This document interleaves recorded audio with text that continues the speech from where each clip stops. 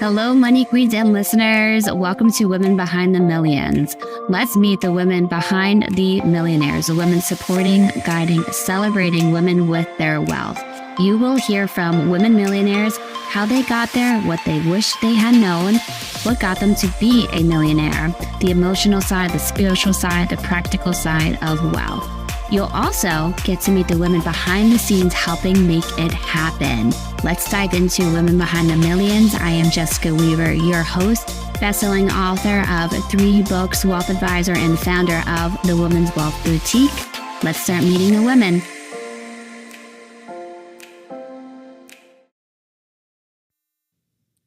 Hello, Money Queens. Welcome back to another episode where we're meeting with one of our financial trendsetters for Financial Trendsetters 4 tonight. And the theme is pretty broke.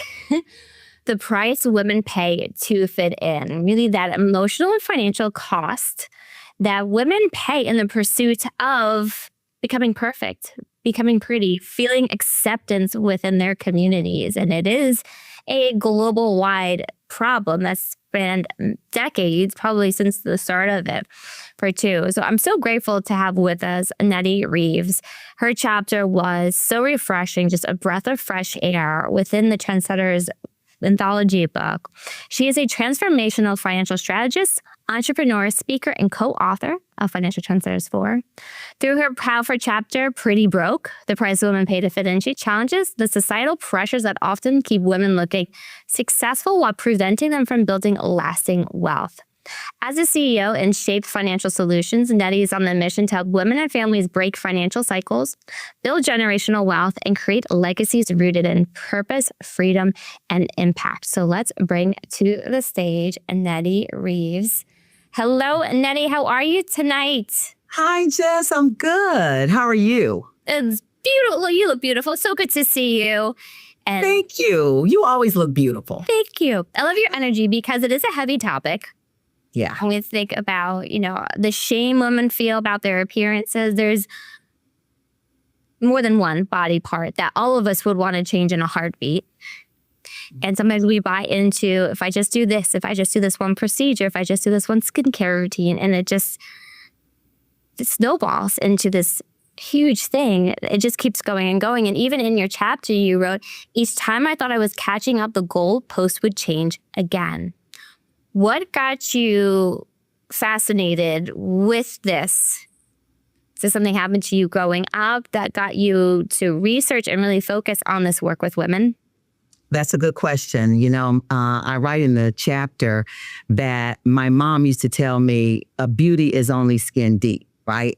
Well, I didn't fully understand what she meant when she said that. But years later, of course, I realized that she wasn't talking about beauty, just beauty. She was trying to protect me from believing that my value came from my appearance.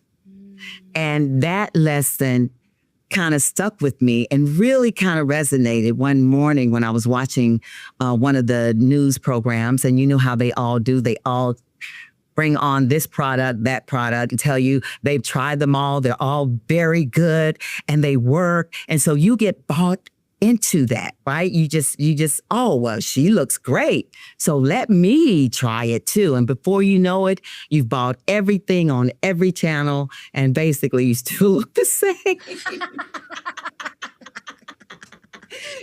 Sorry.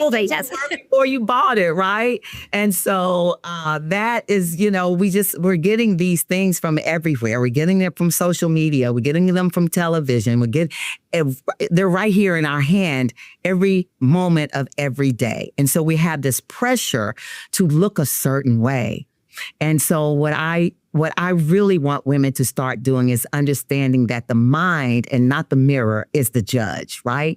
And true beauty comes from having a financial plan, for having peace of mind, knowing that we're going to leave the legacy that we want to leave. We can retire when we want to retire and not feel like, well, because we didn't do what we should have done during our working years, that now we still have to work. So that's the beauty that I am talking about. So I don't want any woman to think that I'm here to shame them for buying that luxury bag. I mean, if you buy that luxury bag, I hope that you also have a wealth account, right? That you think about these things differently. That's what I want this chapter to start the conversation. And it is a conversation starter. It's getting women to think differently than just going along with what we've been brainwashed to think all of these years to keep up. And I hear my friends talk about their skincare routine, and then I feel bad because I don't have a good enough skincare routine. And then you get caught up in these cycles. You get caught up. You really do, right? We have to think about not funding our image, but funding our future. Not funding our image, funding our future. I'm going to write that down. Nettie, sounds to me too, it's, go ahead and buy that bag or go get a makeover or, the makeup, whatever it is. But what is the underlying reason you're doing it? Right. Oftentimes we think to ourselves before we buy that is, can I afford it? Right? And so really we shouldn't be asking, can I afford it? But we should be asking, is this something that is going to fund my future? If it's not, then maybe it's not about affording it, because I see women that make 6 and 7 figures all the time, but they still don't feel like they have enough or that they are enough, So it's not about the money. It's about how you feel about yourself. It's about having that inner love that you don't need these outside things to make you feel a certain way so that you can put on an appearance for everyone else. Like I said, if you're funding your future, then fine, buy that designer bag. But if you're not, you might be in for a rude awakening when it is time for you to stop working, because you may not be able to. And that is the sad part about it. And that is what I want women to really start to focusing on the future, because guess what? It is coming, and it's coming quicker than you think. So fast. Or when things like you get laid off, your partner passes away, these unexpected Yes. things that, you think of the GPS system, you see the red, the traffic, you're like, okay, now it's going to be slower there, or can I pivot? Can I use the money that was set over here for vacation for what I need to do? Absolutely. Yep. And it sounds like instead of spending to fill a void, is there a void that you're funneling this money in for your appearance to fill? Yes. And a lot of times we are. And that is what breaks my heart, right?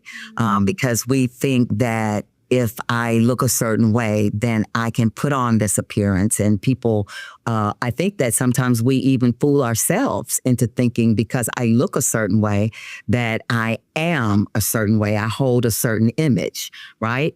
But I've learned that is absolutely not the case. And it shouldn't be the case. I mean, do we really care if you have a closet full of designer clothes if you have no retirement account? No. So my goal, like I said, in creating this conversation is to have us really think about what it means to have a certain image on the outside, but not have that peace of mind on the inside. It means that you can look successful while silently sacrificing your financial future. I mean, I think it's the woman, like I said, with the designer bag and no emergency fund, the luxury car, but no retirement fund, that flawless makeup that, we've gotten from all these TV shows that we watch, but overwhelming anxiety about money. This is happening. So Pretty Broke is about the gap between, I guess, appearance and security. Appearance and security. That's a beautiful way to say it, Nettie. Mm-hmm. We've been having I love these deeper conversations around money. It's not surface level. Like, we're really getting to what is the root behind these decisions that we're making with our money over and over again for it. And we started to do a Bible study at our firm. Completely optional, but a lot of women participate. And you bring up a point that we were talking about last week, how when you work with retirees, all they want to do is downsize. Right? They want to downsize. And one couple said, it's interesting how you're accumulating stuff, and then the last 10 years, you're trying to get rid of all of your stuff. You're trying. And I think about that on that search, not just beauty, like the big house appearance. And I said, but people can't wait to get rid of that house when they hit a certain age for it. Or all the designer handbags, do they mean anything when you're 90 years old? No. What's their value? What they're worth? Right. And you know what? I don't want women to feel guilty. And you know, you're so right about that. And as we were talking about before, that time goes by so fast. And then you look back and say, I spent all this money on these designer bags. Now what? And then they're just sitting there, and really they're out of style. So no one wants them, not even your grandchildren. And so The China. We were talking about the China. Right. And I mean, like I said before, I don't want women to feel guilty. I want them to feel free, right? This chapter isn't about telling women not to buy nice things, so don't get that wrong. It's about making sure that your future gets funded before your image does. That's what it's about. Yes, amen to that. I think of it being a servitude, a good servant of your money, or a good steward, I should say. Yes. Of your money. No, where is this money going to make the most impact in my life, in your life? Yeah. You know, you asked me before what resonated with me and why did I really write, I guess, my story. Because I guess I spent years myself. I'm no different than any other woman, right? Who gets sucked into all these things and trying to make myself better by buying all these things that don't do anything for me or for my financial future, which is what's going to give me the peace of mind. I mean, I've often asked myself if I was enough, if I was skinny enough, if I was black enough, if I was good enough. And eventually, you know, I had to realize I wasn't chasing beauty per se. I was chasing acceptance. And that realization changed my life. That's what did it. So that's why I now help other women stop chasing that approval and start trying to build that confidence. I love that. And so many women need that work, Nettie. Gloria. What if you stepped outside your everyday life long enough to see just how big your next chapter could be? This November, we'll take you in the C-Suite retreat to Rhode Island. We'll be in Newport, surrounded by old money elegance, iconic mansions, and generations of women and families who dared to build something that lasted. Let it open your mind to a bigger question. What are you here to build? Then we'll retreat to a beach house right on the ocean for a day dedicated to you. Healing what's been holding you back, dreaming bigger in your business, creating your next vision, and connecting with women who understand that success is about so much more than a number. Come for the strategy, come for the healing, come for the conversations that change what you believe is possible. The C-Suite Retreat, Rhode Island, November 2026. Your next era is waiting. In your chapter, you also go through the history of marketing and female empowerment, which I found fascinating. And I know you have a full book coming shortly to go even deeper into this. Absolutely. Because talk to us about, there was the modern advertising with, was it Edward Bernays? Bernays. And a modern advertising including connecting cigarette smoking with female empowerment. Yes. Take us back. What was happening then and how has it continued till today?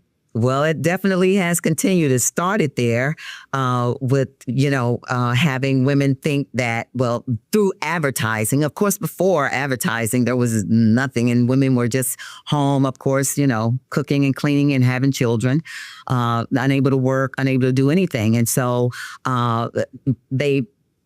when they allow women to start smoking, he came up with this grand idea to make women feel empowered. So if there was smoking, then now we have you, right? Because if you're smoking, now you are an empowered woman. So every woman now wants to smoke. And that's really where all this advertising thing came about. and especially in advertising to women. And it has just catapulted and gotten worse and worse. And I say worse. I mean, the advertising agency industry would probably say it's gotten better. But I think, in my opinion, it has gotten worse because now we're not just talking about buying things that we need. We're talking, they're coercing us and making us feel like we're not, if we don't have these items now, then we're not good enough. We are not the person that everyone wants to see. We're not the person that everyone wants to be. I mean, we've looked at the influencers now, who used to be just television models, right? But today they're on our phone. And they're on our phone consistently. Every time you pick up your phone, if you've looked at an advertising of, if you needed a pair of shoes and you just wanted a specific pair of shoes, now you pick up your phone and you're going to get that over and over and over, shoe advertisement after shoe advertisement. So it has just gone from here to way up here, and God knows where it's going to go from here. But that's where it started. And if we look at where it is today, this is where it has brought us to. And women, I think we get the brunt of it because we are the ones who are supposed to look beautiful and are supposed to hold it all together and are supposed to be the person that everybody wants, right? And so because we were targeted, we're now paying the price for it. And we have to bring it back. We have to get our senses together and we have to bring it back and realize that, okay, we've taken care of everybody. We've taken care of our children. We've taken care of our parents. We've taken care of our spouses. No one ever taught us to take care of our own selves in terms of finances. Mm-hmm. And a lot of times we're lost when it comes to that. And we have to bring it back to us, paying attention to yourself and your needs. Right? I'm not saying don't take care of the other people that you love. You can do that too. But you have to make yourself a priority. And the time, I think, is now. Amen, Nettie. Everything that you just said is so true. When you think it's been generation after generation of women passing it on, this message, and you can't escape it. It's everywhere on social media. And it's the beauty, now the lifestyle on top of it with these influencers too. Yes, because, it used to be like, okay, you look at Taylor Swift or Beyonce or, and then they're going to be glammed up and that's their job, right? But now you see everyday women trying to look like them and literally spending everything they have to look that way. It's interesting that because when you think of the housewives, I'm a big Bravo fan. The housewives, you find out how many of them go broke for the hearing the show. Yes, they absolutely do. They absolutely do. I just think that financial security is beautiful.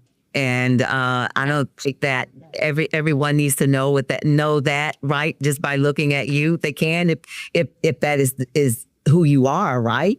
But if that's not who you are, then it's not beautiful. It is not.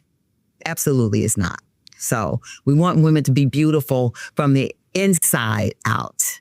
Yes. And that inside means that peace of mind of having that financial security. That's when the beauty comes in. Yeah, I was just thinking that, Nettie, there's this grace, this elegance, this confidence that comes when women do feel financially secure, stable, and independent that no makeup can do. Let's be honest. No makeup can do. That is so true. Yeah. You do a lot with your community. You are also the recipient of the Community Leadership Award presented by Barack Obama. Tell us about this incredible achievement and what that experience was like. Well, thank you. Well, 15 years, I've been in the financial industry for 15 years, but 15 years prior to that, I had my own fitness and health organization, and it was called In Shape Within. Hence, this is where In Shape Financial Solutions comes from. And so I was able to open a lot of doors for women, in particular Black women. I was the first Black woman to own her own fitness business in the state of North Carolina. And so because of those doors opening, helping so many women to learn to love themselves through fitness, I received that award from President Obama's administration, and I'm very proud of it. That is incredible, Nettie. Yeah, thank you. Blown away by that achievement. It's incredible.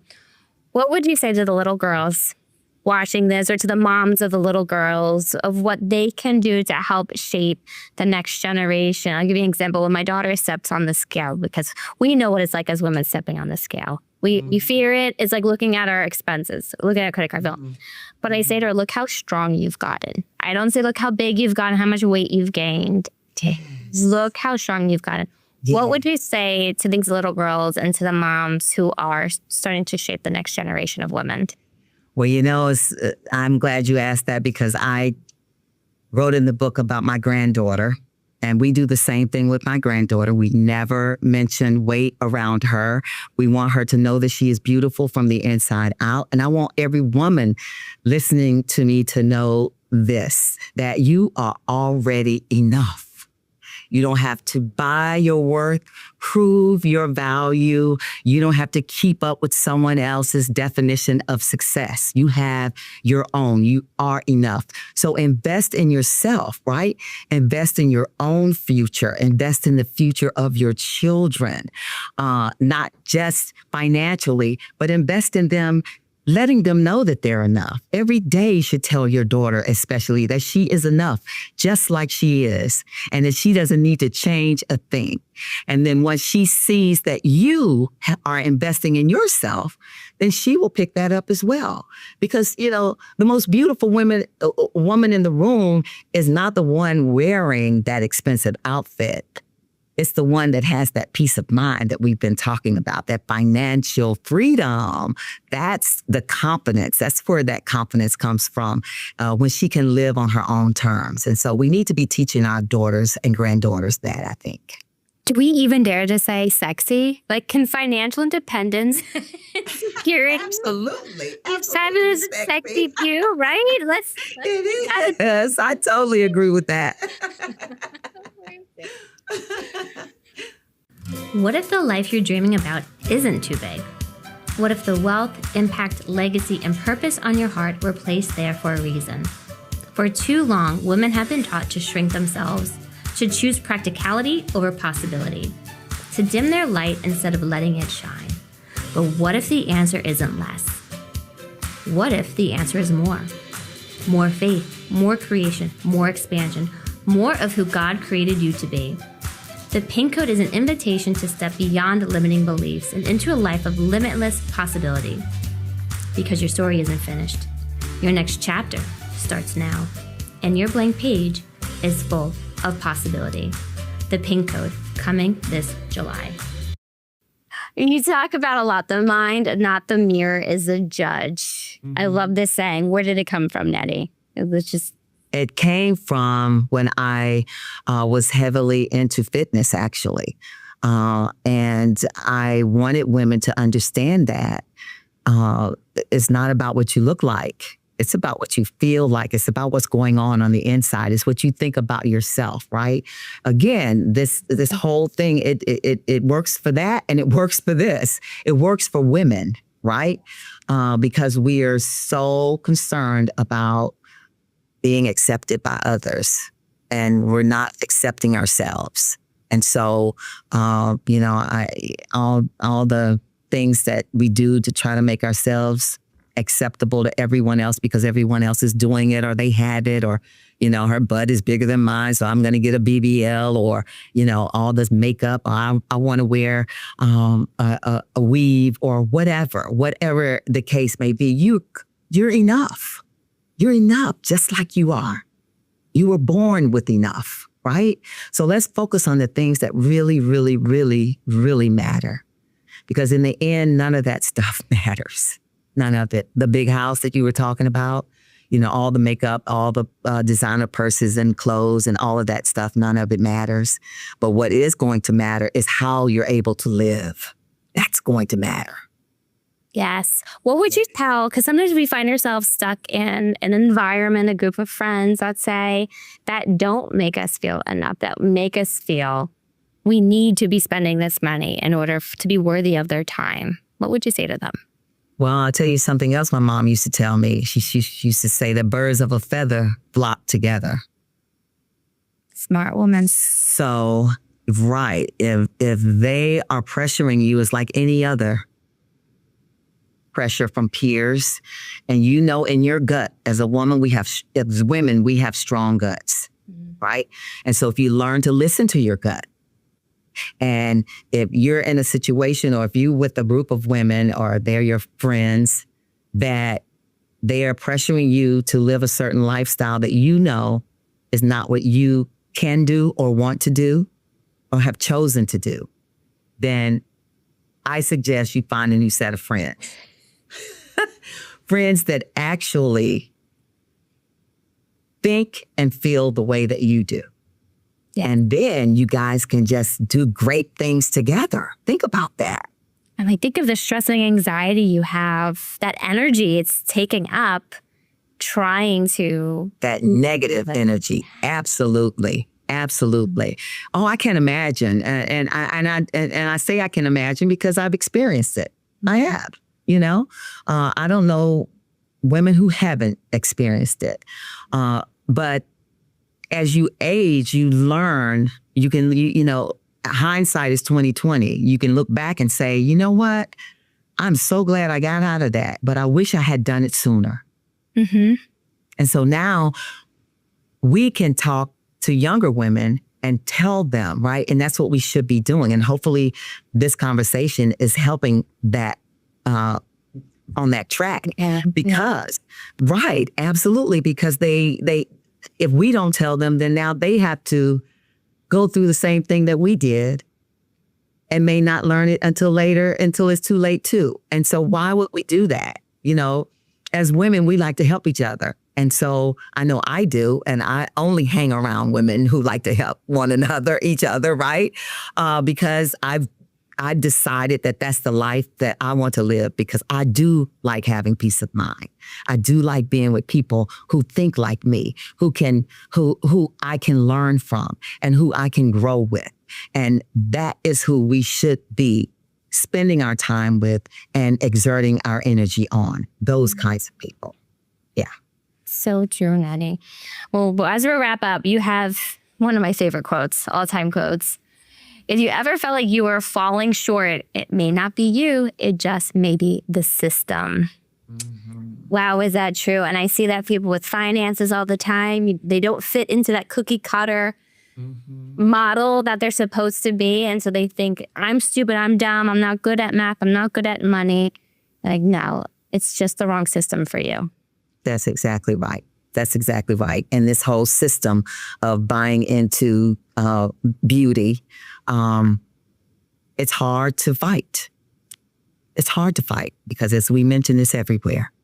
It is everywhere. You need to have that filter, your own personal filter of. Absolutely. Absolutely. Yeah. Yeah. Well, Nettie, we have one more question for you. Are you ready? I think. What makes you a woman behind the millions? What makes you a woman behind the millions? Oh. I could think of 1,000 reasons. But hey, there are 1,000 reasons.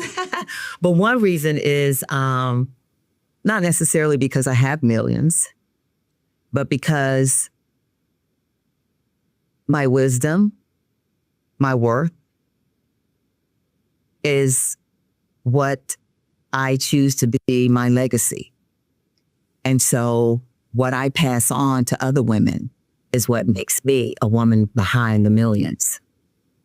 Yeah, and to change that trajectory from one generation to the next and on, it really is truly a testament to the work that you do, Nettie. So thank you so much for being part of Financial Trendsetters, for writing this very powerful chapter and having this conversation with me tonight. Thank you. And thank you for all that you do, Jess. I mean, if it weren't for you, I wouldn't be an author in this book. And all of the books are wonderful. And I'm excited for your new book, The Peep Code. Thank you. Oh, thank you for the plug. I appreciate it, Nettie. Absolutely. All right. Well, thank you all for watching. And you have to read Nettie's chapter in the new Financial Trendsetters 4. You can get now on Amazon. It is a bestseller. And we'll see you next week for another episode.